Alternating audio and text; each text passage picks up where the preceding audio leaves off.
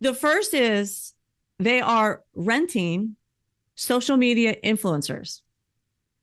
So traditional media is becoming less effective for big food, big ag, big pharma. They are now turning to social media influencers. And that's because of the big return on investment. The average return, according to reports, is between $5 to $8 for every dollar they spend. So that's a 5 to 8 times return on investment.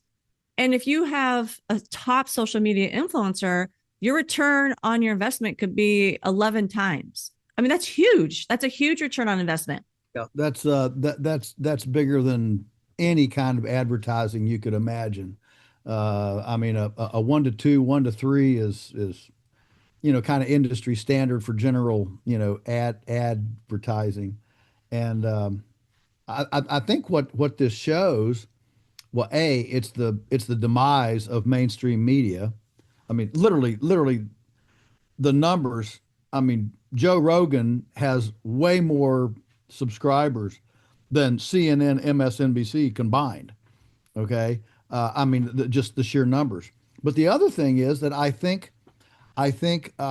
with see what you think, but my sense is that when things become so uh, complex, confusing, and convoluted from norms,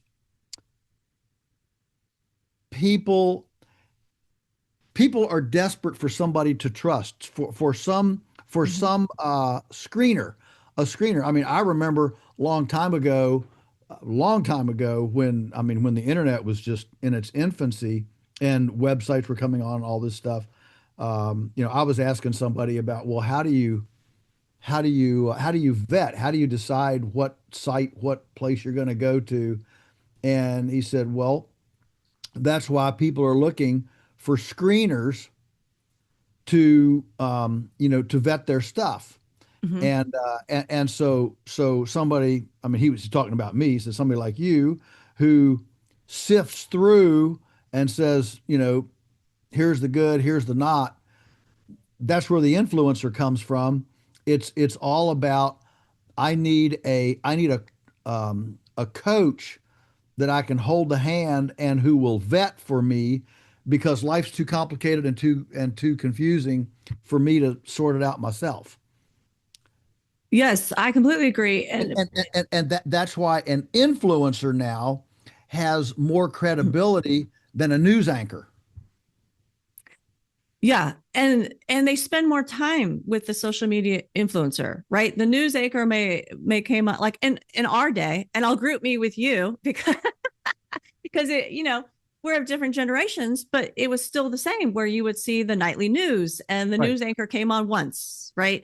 You Mhm. didn't have great contact with them, you didn't have interaction with them. But social media has changed all of that.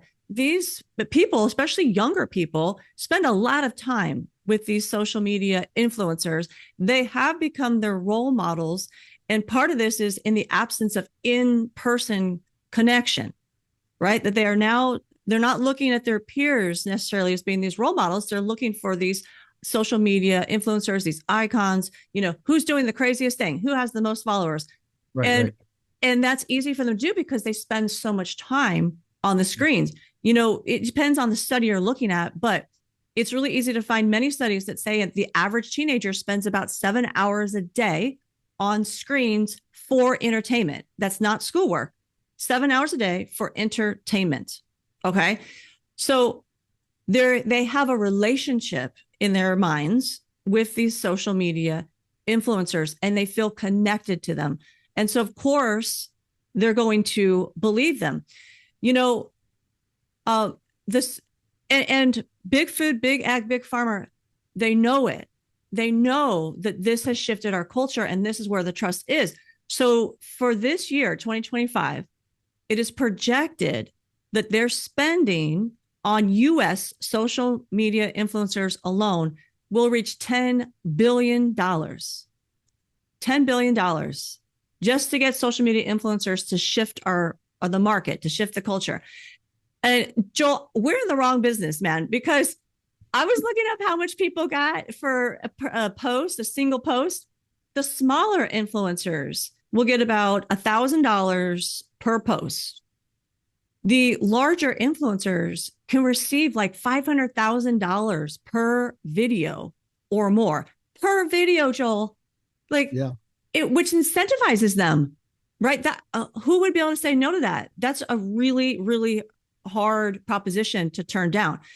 And so, but there's obviously a responsibility that comes with that, and they're not being forthright. So let me give you an example. Some of them are not. So let me give you an example. And this is one that Dr. Eric Berg has brought to light. There's a doctor called Dr. Mike, who is a social media influencer, and he supports pharmaceuticals.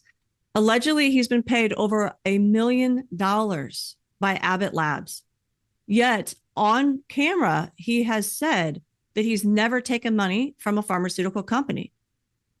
So they're not even being transparent. They're not disclosing these conflicts of interest. And it's actually estimated that somewhere between 40% of social media influencers and up to 95% are actually not appropriately disclosing these conflicts of interest. Yet people believe them. I mean, especially the young people believe them.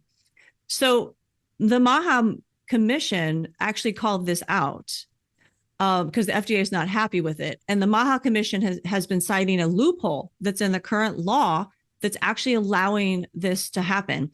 And what they said is, quote, egregious violations demonstrating harm from current practices will be prioritized, including the harm by social media influencers, including dissemination of risk information and quality of life through misleading and deceptive advertising on social media and digital platforms. So the FDA is trying to initiate a rulemaking process to get rid of this loophole.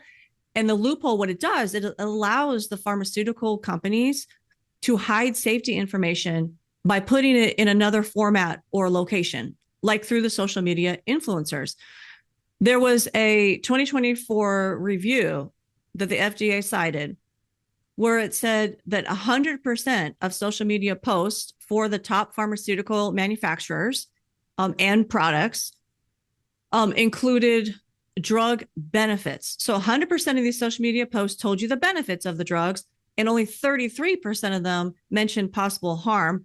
And the FDA is saying that's probably because 88% of the advertisements for the top selling drugs are posted by individuals, right? These social media influencers, and then some organizations, and they're not following the FDA's fair and balanced guidelines. So the point is the industry has figured this out. They're now renting social media influencers, and they're getting paid a lot of money for making these posts.